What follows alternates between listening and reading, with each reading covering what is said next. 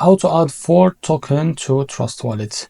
Now in this video I'll show you how to add this token to Trust Wallet. So as you can see, this token is available on the screener. Now to be able to add this token to Trust Wallet, first of all we need to copy the token address from here. As you can see, this token is under the BNB Smart Chain Network. Now open your Trust Wallet for that. As you can see here, now first of all log into your accounts or log into your wallet first, as you can see. Now after that, to be able to add this token, scroll down, click on manage crypto. Now here you can click on this plus icon.